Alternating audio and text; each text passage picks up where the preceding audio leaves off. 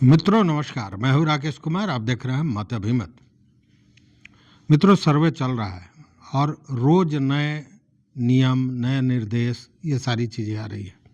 इसको लेकर हमने पिछले दफ़ा भी कई वीडियो बनाए और बताया। खासकर जो घर की महिलाएं हैं, बहन बेटियां हैं, उनके हिस्सेदारी को लेकर मामला फिर जो आया है वो फिर कहीं ना कहीं एक तरह से कहें कि भ्रमित भी कर रहा है और लोगों को डरा भी रहा है। ये जो राजस्व विभाग का निर्देश है उसके अनुसार ये कहा जा रहा है कि अगर महिलाएं, देखिए, एक तो सबसे पहले है कि आपको वंशावली देना है, और वंशावली में मैंने पहले भी कहा है कि हर हाल में आपको बहन बेटियों का नाम देना है, उसको आप हटा नहीं सकते हैं। जबकि वास्तविकता ये है कि एक नहीं, हजारों हजार ऐसे मामले हैं जिसमें जो वंशावली दिया गया है उसमें बहन बेटियों का नाम नहीं दिया गया है। वैसी स्थिति में उनका सर्वे कैसे होगा या स्वामित्व कैसे तय होगा, खाता कैसे खुलेगा, यह अपने आप में एक विकराल प्रश्न है। लेकिन अभी जो मामला आया है उसमें पहले क्या था? पहले था कि वंशावली में नाम दीजिए, और अगर बहन बेटी जो भी हैं, अगर वो शपथ पत्र देकर उस मलकियत में अपना हक नहीं जताती हैं, मतलब उसमें अपनी हिस्सेदारी लेने से मना कर देती हैं, अपनी सहमति जताती हैं कि मुझे इसमें हिस्सेदारी नहीं चाहिए, उस स्थिति में उनको हिस्सेदारी नहीं देनी थी। अब वंशावली में आपने नाम दे दिया और उनकी सहमति पत्र या शपथ पत्र आपने नहीं दिया, उस स्थिति में जो निर्देश है कि उनकी भी हिस्सेदारी दी जाएगी। अब ये फिर भ्रम का स्थिति ये पैदा हो जाता है कि क्या तब सर्वे टीम ही हिस्सेदारी कर देगी क्या, या फिर वो अपना दावा प्रस्तुत करती हैं। अगर मान लीजिए कि नाम ना दिया गया, नाम नहीं दिया गया और उन्होंने दावा भी नहीं प्रस्तुत किया कि मुझे हिस्सेदारी चाहिए, और पता ये चलता है कि माने बहन बेटी हैं जिसकी हिस्सेदारी होनी चाहिए। अब उस स्थिति में क्या होगा? कहा जा रहा है कि अगर वो शपथ पत्र नहीं दे रही हैं तो उनका हिस्सेदारी होगा। तो हिस्सेदारी तय कौन कर रहा है? क्या जो घर का स्वामी है या जिन लोगों के नाम से खाता खुलना है वो हिस्सेदारी तय करेंगे या सर्वे टीम तय करेगा? यह एक मतलब अजीब सी असमंजस की स्थिति बनी हुई है। अगर कोई अपना दावा नहीं प्रस्तुत करता है, उस स्थिति में हिस्सेदारी का मामला कैसे बनेगा, यह बात समझ में नहीं आती है। लेकिन जिस तरह का निर्देश है वह भेग है और उसके चलते ये सारी स्थितियां पैदा हो रही हैं। चूँकि इसमें यही कहा गया है कि अगर महिलाएं शपथ पत्र के माध्यम से पिता की जमीन पर स्वामित्व त्याग नहीं करती हैं तो उनका अधिकार बरकरार रहेगा, उनके ज़मीन का जो हक है वो बरकरार रहेगा। तो बरकरार रहेगा, लेकिन होगा क्या, किस तरह उसको तय किया जाएगा, इस पर बहुत स्पष्ट कोई दिशा निर्देश नहीं है। लेकिन ये तो निश्चित है कि जो बेटी बहन है उसका नाम देना है। लेकिन अगर व्यवहार में देखें तो हमने जैसा कहा कि एक नहीं, सैकड़ों नहीं, हजारों की संख्या में ऐसे मामले हैं जो हमने देखा है कि वंशावली में नाम नहीं दिया जा रहा है। तो उस स्थिति में क्या होगा, यह भी एक बड़ी समस्या है। अब देखिए कि कोई रैयत है और उसके पास केवल रसीद है, बाकी कोई कागज़ नहीं है। उस स्थिति में ये कहा जा रहा है कि उस ज़मीन के अगल बगल के जो लोग होंगे उनसे बातें की जाएगी, उससे सत्यापन कराया जाएगा कि ज़मीन उनका है या नहीं है, और उसके बाद उनको स्वामित्व मिलेगा।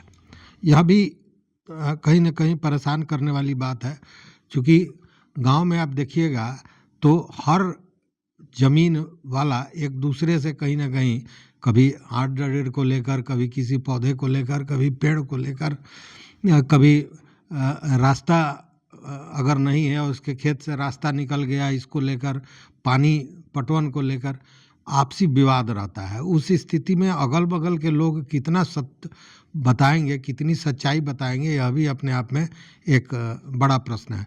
लेकिन इसमें यह कहा जा रहा है कि उनसे सत्यापन के बाद ही ज़मीन उन लोगों के नाम किया जाएगा। अब देखिए कि एक मामला यह रहा है कि किसी के नाम से खेसरा है और न उसके पास जमाबंदी है, न रसीद है, कोई चीज़ नहीं है। उस स्थिति में क्या होगा? तो उस स्थिति में कहा जा रहा है कि सीधे अनाबाद बिहार के नाम से खाता खुलेगा और उस व्यक्ति का नाम अवैध दखलकार के जो खांचा है उसमें दर्ज होगा। मतलब कि वो व्यक्ति, उसके नाम पर खेसरा दर्ज है लेकिन उसके पास न जमाबंदी है न रसीद है। उस स्थिति में वो अनाबाद बिहार हो जाएगा और वो अवैध दखलकार के रूप में उसका नाम अंकित होगा। लेकिन एक चीज़ है, वो समझने वाली बात है कि अगर देखिए बंटवारा को लेकर भी बहुत, जैसे कोई संयुक्त संपत्ति है और उसका बंटवारा कोर्ट में नहीं हुआ है या किसी सक्षम न्यायालय से नहीं हुआ है, उस स्थिति में पहले पूर्व में क्या होता था कि लोग बैठते थे, आपस में बंटवारा कर लेते थे। बहुत लोग जबानी बंटवारा कर लेते थे और उसी पर सालों साल से काम करते आ रहे थे। तो अब किया क्या गया है कि एक अच्छी ये बात है कि अगर आप 4 हिस्सेदार हैं और चारों व्यक्ति ने आपस में हिस्सेदारी बंटवारा कर लिया और चारों ने अपना हस्ताक्षर किया, तो उस हस्ताक्षरित बंटवारे को भी माना जाएगा। ये एक अच्छी बात है। लेकिन अगर इस तरह का कोई पूर्व में भी बंटवारा हुआ है और उसमें कोई ऐसा हिस्सेदार है जो उस बंटवारे को नहीं मान रहा है, अपनी सहमति नहीं व्यक्त करता है, जबकि पूर्व में बंटवारा हुआ है, उस स्थिति में उस जमीन को दोबारा संयुक्त रूप से उसका खाता खुलेगा और जब किसी सक्षम न्यायालय से या आपसी रजिस्टर्ड बंटवारा वो करते हैं उसके बाद ही अलग अलग खाता खुलेगा, अन्यथा वो संयुक्त खाता खुलेगा। मतलब कि अगर आपसी सहमति में भी आप बंटवारा हुई है और आज के डेट में कोई उस पर अपोज करता है तो संयुक्त रूप से ही खाता खुलेगा। यह भी बात आई है। अब देखिए एक और चीज़ है जो बड़ा परेशान करने वाली चीज़ है। कई जगह पे कैडेस्ट्रल सर्वे से सर्वे किया जा रहा है, जो हुआ था, खतियान बना था कैडेस्ट्रल सर्वे के बाद, और बहुत हो रहा है जो रिविजनल सर्वे था उसके अनुसार। अब दोनों में अंतर है, चूँकि आप जानते हैं कि बहुत सा ऐसा ज़मीन है जो कैडेस्ट्रल सर्वे में किसी का रैयती है और रिविजनल सर्वे में अनाबाद बिहार हो गया है। तो वैसी स्थिति में क्या होगा, यह भी एक यक्ष प्रश्न है।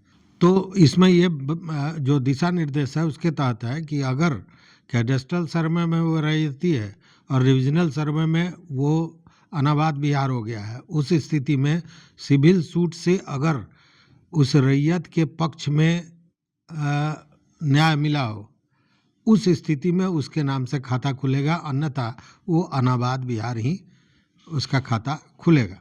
तो ये सारी चीज़ें हैं, ये नया निर्देश है। लेकिन मैंने पहले भी कहा कि निर्देश, जब भी कोई प्रॉब्लम हो रहा है तो उस पर नया निर्देश आ रहा है, लेकिन उसमें स्पष्टता की कमी के कारण लोग कहीं ना कहीं भ्रमित हो रहे हैं। हालांकि राजस्व एवं भूमि सुधार विभाग समस्याओं के समाधान को लेकर निरंतर काम कर रहा है और बार बार इन चीज़ों पर जो समस्याएं सामने आ रही हैं उसको कैसे उसका निस्तारण होगा उसको लेकर दिशा निर्देश भी दिया जा रहा है। लेकिन स्पष्टता की कमी के कारण कहीं ना कहीं भ्रम पैदा होता जा रहा है। तो ये एक नया अपडेट था, तो मैंने सोचा कि ये आपके साथ शेयर करना आवश्यक है। तो इस वीडियो में बस इतना ही। अगर चैनल पर नए हो तो मित्रों सब्सक्राइब कीजिए, लाइक कीजिए, दोस्तों के साथ शेयर कीजिए ताकि सारे लोगों को ये जानकारी हो, और अपना विचार जरूर दीजिए कि इस पर आपका क्या मत है। देखते रहिए मत अभिमत। बहुत बहुत धन्यवाद, कोटिशः आभार।